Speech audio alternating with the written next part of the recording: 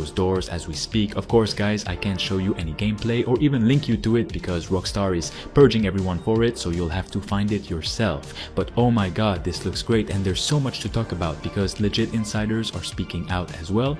Right now, Insider Gaming says GTA 6 preview events are taking place right now, meaning people outside Rockstar are apparently getting access to the game in some capacity as we speak. We don't know who is attending, how extensive these sessions are, or whether what they're seeing is what we'll eventually hear about closer to launch, but that's a massive development by itself. And then right in the middle of those reported preview events, multiple pieces of GTA 6 gameplay suddenly appear online. An alleged map starts circulating, insiders and journalists begin looking into what happened, and Take-Two reportedly starts hitting the footage with copyright takedowns. So naturally there's now a question over whether any of this material somehow originated from those preview sessions. Insider Gaming specifically says they cannot confirm that, and they actually question it because of the quality of some of the footage, so I wouldn't connect those two things as fact. But the timing is crazy. GTA 6 is apparently being shown behind closed doors right now. Something big is clearly happening around the game behind the scenes, and 9 days before the August 27th Netflix presentation, we're suddenly looking at gameplay Rockstar absolutely did not intend for us to see.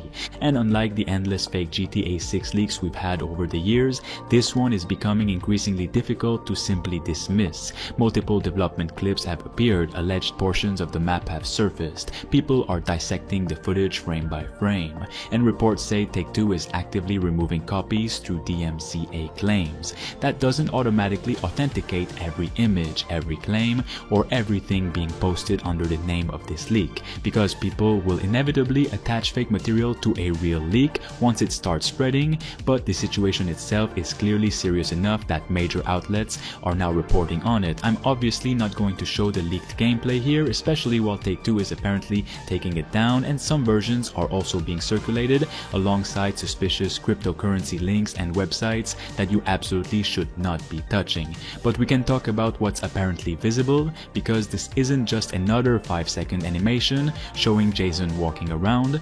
We're potentially getting our first real glimpse at how several major GTA 6 mechanics actually work. One of the first clips showed Jason outside the waterfront property we've already seen in Rockstar's official material, and he's actually playing basketball. There's apparently a proper shooting mechanic where you aim, hold the shot until 2 rings overlap and release, and successfully making the basket increases something called your focus stat. That immediately suggests the smaller activities around Leonida could actually feed into character progression rather than simply existing as distractions. But another piece of footage reveals considerably more. Jason is apparently driving through the keys when he collides with a delivery vehicle, and instead of the other driver doing what GTA NPCs have traditionally done, this apparently develops into a contextual confrontation. The delivery worker gets out carrying a wrench, approaches Jason, threatens him, and the encounter develops into a melee fight. Jason throws much heavier looking attacks than what we had in GTA 5,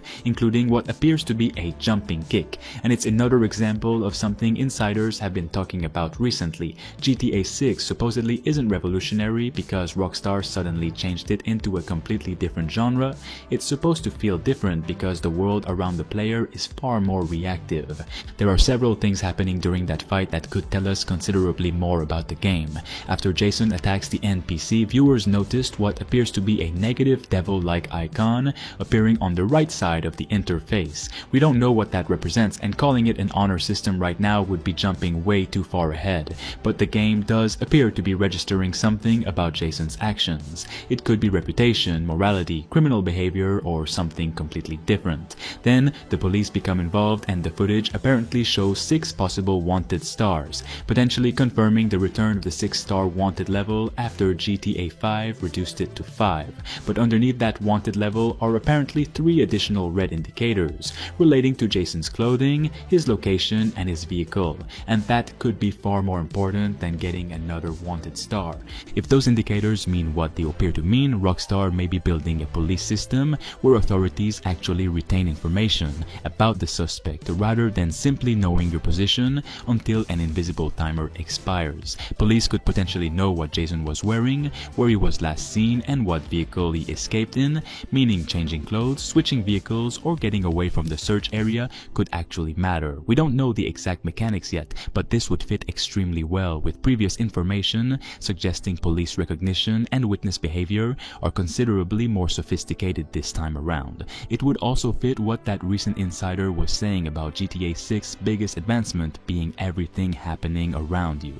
His description wasn't that Rockstar reinvented third-person shooting, it was that the world itself reacts in ways that create gameplay situations you didn't necessarily initiate through a mission or scripted objective. Seeing an NPC apparently confront Jason because Jason hit his vehicle is exactly the kind of small interaction that could make that claim much more believable. Then Jason gets back to his vehicle and we apparently see another major change. The car has options for both a loadout and storage, with storage showing a limited capacity. This fits perfectly with GTA 6, potentially moving away from GTA 5's ridiculous ability to carry an entire arsenal on your character.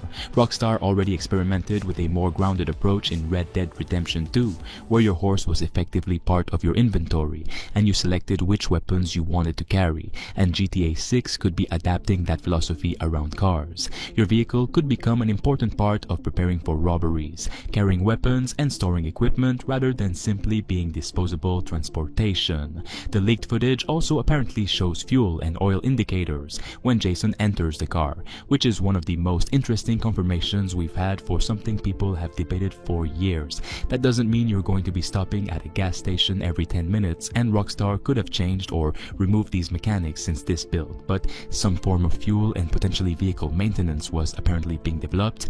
There's also a visible stamina system alongside health. The minimap appears rectangular and relatively familiar to GTA 5, and the leaked footage gives us glimpses of vehicle damage, collision behavior, and other smaller interface elements that Rockstar hasn't officially explained. And that's where the age of this material becomes incredibly important, because information being circulated from people examining the files suggests at least some of this footage may date back to around 2023. If that's accurate, we're looking at GTA 6 roughly 3 years before release. That would also explain why certain animations, driving physics, and interface elements look unfinished compared with Rockstar's recent trailers. So I really wouldn't use this footage to judge the final game's graphical quality or polish. What matters is what Rockstar was already attempting mechanically years before the game was finished. But there is another possibility sitting in the background now because of those reported preview events. Insider Gaming says GTA 6 preview sessions are underway,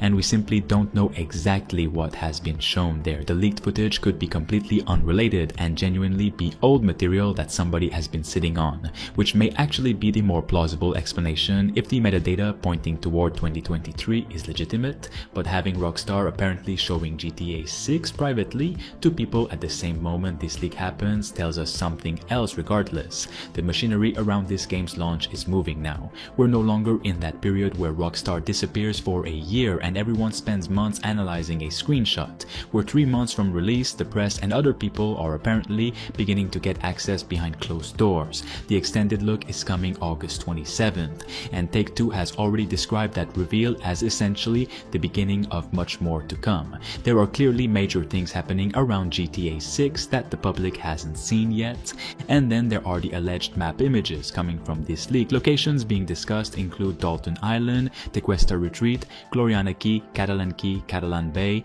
and apparently Goose Key in another piece of footage. I'm not going to show an entire leaked map because that's one of those things that can genuinely ruin exploration for somebody who has waited years to discover Leonida naturally. But the mapping community is obviously going crazy, comparing it against the enormous reconstruction they've spent years creating from Rockstar's official trailers and screenshots. Some of what people are seeing apparently lines up surprisingly well with previous community predictions, while other portions could substantially change what we thought we knew about the world. And once again, if these materials actually date from 2023, the final geography could have changed considerably during development. Then this story gets considerably stranger because the people claiming responsibility aren't presenting themselves as regular GTA leakers. They're calling themselves CyberLeak, and they've published what they call the CyberLeak Edict. outrage, basically presenting this as an ideological campaign against practices they believe have become anti-consumer in the gaming industry. According to their own statement, they've been preparing for something like this and are trying to use attacks against major publishers to force changes. Those are their claims, and we have no reason to automatically believe everything they're saying about their capabilities or how they supposedly obtained this material. But the statement does give us an alleged motive behind what we're seeing. Their first demand goes after digital pre-orders. Their argument is that pre-orders originally existed because physical games had limited manufacturing and inventory, whereas a digital copy cannot sell out. So they believe publishers shouldn't be taking money for digital games before release and independent reviews. Interestingly, they're not calling for physical pre-orders to disappear. They specifically distinguish those because an actual physical product can have limited stock. Their second demand targets what they call fake single-player DLC, meaning content already present within the files someone purchased but locked behind another payment. They're talking specifically about situations where the DLC download is effectively just an unlock key or tiny file activating content already contained within the original installation. Their third demand is about preservation, and this is probably where their argument will get considerably more attention from regular players. CyberLeak says games containing single-player content should have an offline fallback, and that when official server support ends, publishers should release a final patch allowing that content to continue functioning locally. They specifically point toward The Crew, where Ubisoft shut down the servers and the original game became inaccessible despite having content that could be played alone. Their statement then becomes much more aggressive, claiming they'll continue targeting publishers they believe violate these rules until those companies publicly acknowledge what happened and commit to changes. They even claim they're raising money for infrastructure and protection to continue doing this, and finish with what is essentially a warning to the wider industry that if they can reach Rockstar, other major publishers shouldn't assume they're safe. Anyway guys, for more GTA 6 news and gameplay details very soon, like the video and subscribe to stay tuned.